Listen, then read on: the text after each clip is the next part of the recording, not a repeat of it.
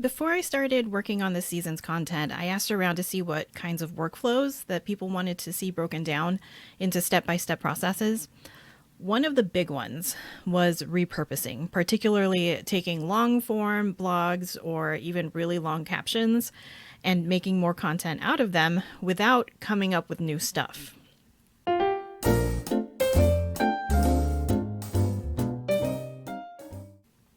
I love this process because I think you long form, long winded writers have a lot to say, and you know it. And you have an endless amount of knowledge and inspiration to give the world, which is probably related to why you blog or post your written work regularly. When it comes to your content, you're probably going to have an essay or a blog post every now and then that is fairly unique and not a giant part of your messaging strategy. But most likely, you have some topics you talk about a lot. I like to call them content buckets. For example, mine tend to fall under general uplifting encouragement, simple systems, and accountability tips for staying focused. You probably have your own, most likely 3 or 4 max, if you're really honest about it. I personally like to recommend that your buckets be related to the things you feel are most important to your mission. Like, for example, let's say you're a writer and you're writing book reviews and you want to repurpose them into more content. When it comes to content buckets for repurposing, I would avoid cut and dry buckets like, oh, my content buckets are nonfiction books, young adult fantasy books, and classics. Instead, think about why you focus on those things and why people should care about them. If you were suddenly the official spokesperson of the world, representing young adult fantasy books, why would that be important? Why would people need to hear more about young adult fantasy books? It might be community building because fantasy books bring nerds together and they make book clubs and create fan art and fan fiction.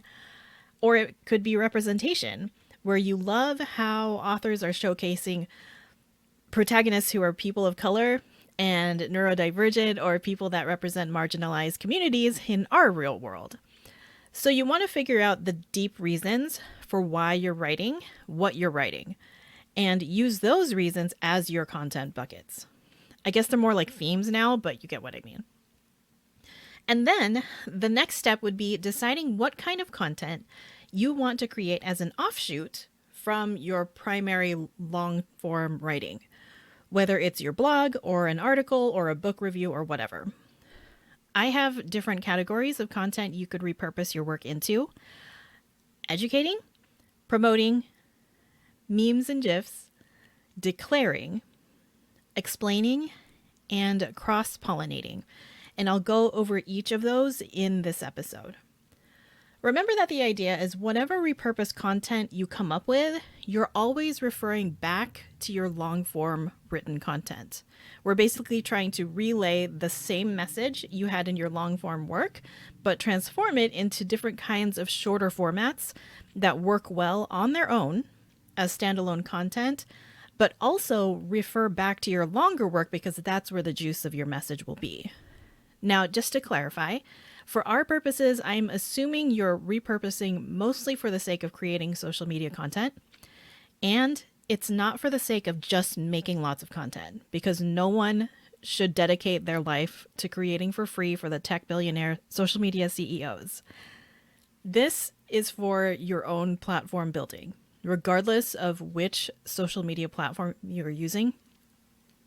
You're blanketing the internet, so to speak, with content on different platforms that people will find when they're looking to learn a little more about you and your work. So keep that in mind as we start working through these categories. For a lot of this episode, I will be using Instagram content as the example. Before I get to the breakdown, make sure that you have a place where you can save all your repurposed work. I know some people really like Notion.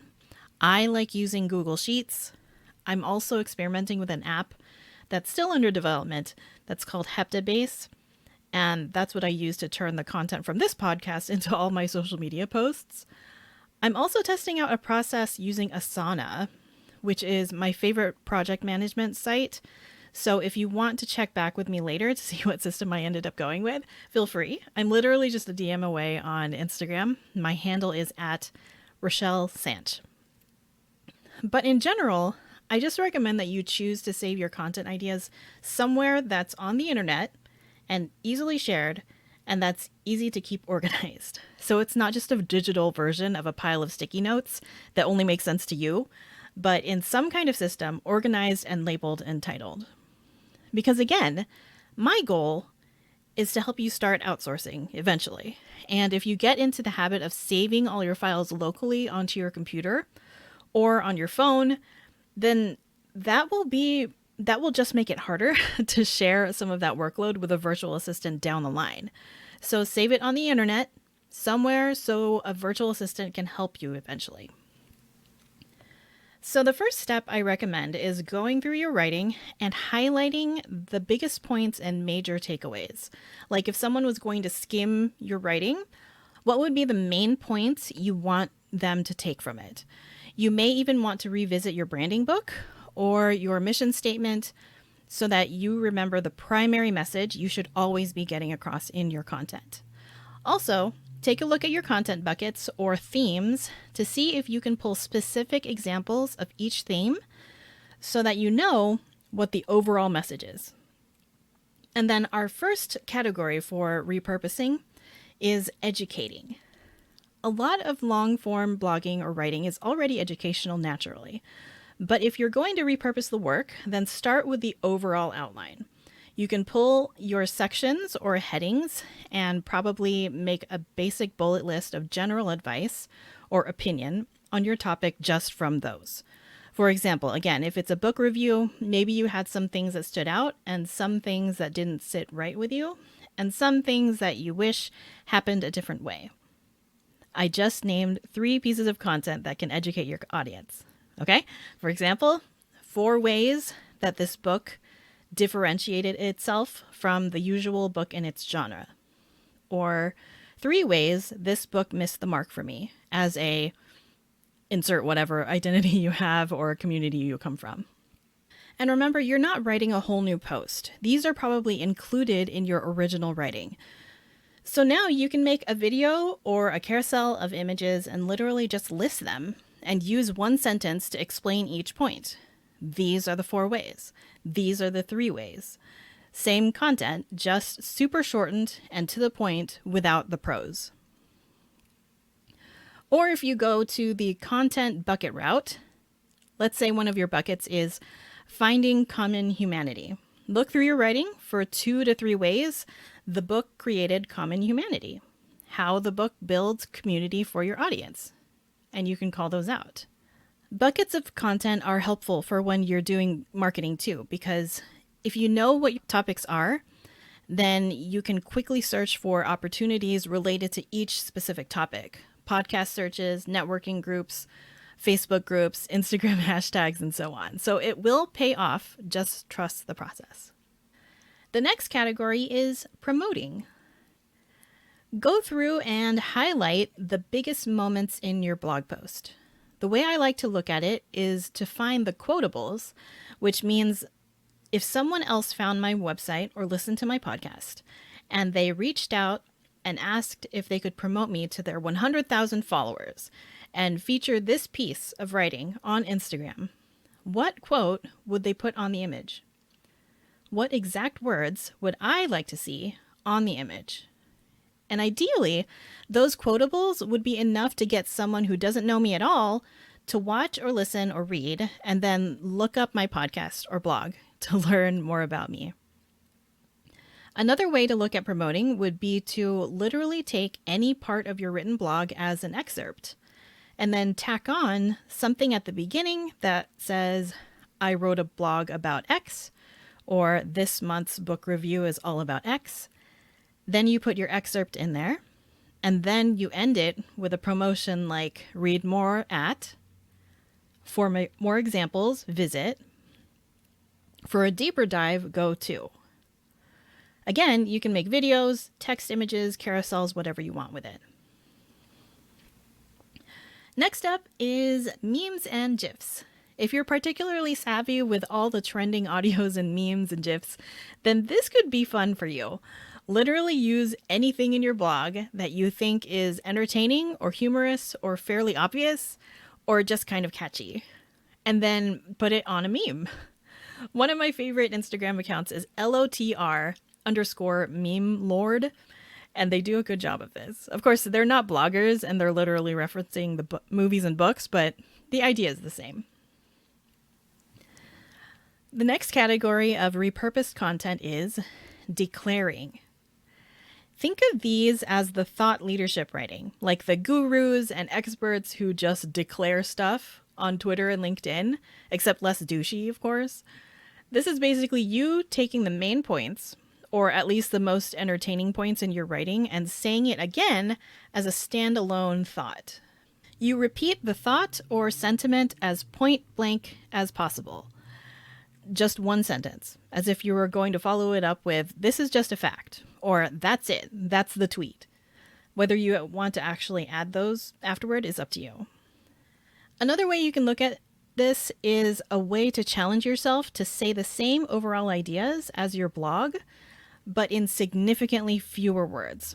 How can you say it in one sentence? How can you say it in an even shorter sentence? Thankfully, this process gets easier with practice, especially if you're pretty long-winded like I am. Up next, the next category for repurposing is explaining. I consider this a little different from educating because it takes the educating step further by giving an additional example of it. So you'd probably take your educating snippet, but you'd add on to it. For example, in a book review, you could say another author who did something similar was. If it's a personal type of snippet, you could say, "I remember when I did this as a newly hired recent graduate," and then tell the short and sweet story from there. Or if it's kind of funny, then you could just say, "It did not go well," and let that be the end of the content. You could do what I call a guru mention, which looks like so-and-so often talks about this as a best practice. Or if it's something you wrote about to criticize, or if it's a controversial kind of thing, you could contrast it with a more common belief. You could also write the exact same idea, but in a different tone. You might even stick a paragraph directly into an AI tool and see how it changes the wording, but that depends on how you feel about AI stuff. And finally, you can give yourself permission to go on a spicy rant. But again, we're repurposing and not writing a whole new thing, so tread carefully there. And the final category for repurposing that I'd like to leave you with is cross-pollinating, which basically means let your content pieces complement each other. So I know I've run through a lot of categories and examples so far, but the nice thing is that if you follow this practice, you'll have plenty to work with. Possibly even too much, and you'll soon realize how possible it is for people to post social media content every day. Cross-pollinating is a way to keep that ecosystem of content processing itself and reproducing and ultimately making your life as a content creator a lot easier. What I suggest for this is a little bit of prep work. You can start keeping running lists of content that you've created for each of your content buckets, and the reason for that is so you can create resource pages. If someone just found out about you and they're interested in your work, then it may be helpful for them to see a whole page on your website with all of the articles and content that's related to that topic, right? And an added bonus is that these resource lists could even be used as a book outline someday, or at least the starting point of a book that you might want to write on that particular topic. The resource pages you create are helpful for your readers and audience because they consolidate all the really good stuff you've created into one place. So you can literally take any of the snippets and highlights you've already pulled from your blog and make that your call to action to check out this other thing you wrote about that topic. Some different ways to cross-pollinate. Again, using a call to action that refers to another blog post. You can make polls and surveys that tie your different content buckets together. You can infuse some humor into it and pull all the different ways you've said the same thing over and over in multiple blogs and collage them together. And then call yourself out and say something like, "In case it's not obvious, I really think you should do XYZ." Or in case it's not obvious enough, I feel really strongly about XYZ. But here's the thing, resource pages are also super helpful for you as a content creator because you can reference them yourself. So if you're doing your monthly sit down, looking at analytics on Instagram or wherever you're posting, and you see that a particular topic resonates well with your readers, you can make a strategic decision based on that and maybe bring more on that topic. Of course, this depends on your strategy because for some of you, it may mean that you need to revamp your other topics and not double down on the most popular one. But whatever the case, a resource page is always helpful. And that's the process. Let me run down the categories one more time. They were educating, promoting, memes and GIFs, declaring, explaining, cross-pollinating. I will most likely be making this episode into a cheat sheet of some kind, so if you want, DM me on Instagram and let me know you listened to this episode on long-form content repurposing, and ask me for that cheat sheet so you don't have to listen to this whole episode over again or scroll through my podcast transcript. My Instagram handle is @RochelleSanch, and I'd love to hear from you about this episode. And that's it. I hope I've managed to stir up some ideas for your repurposing routine with your content. If you're not a long-winded, long-form writer, but you need help repurposing your own kind of content, let me know and I can probably break that down for you too. Ultimately, I want to see your processes get easier so you can concentrate on the things your brilliant CEO brain needs to focus on in your business, and so you can eventually build yourself a team and start scaling. Truly, I am rooting for you over here. Please take care, and I'll see you next time.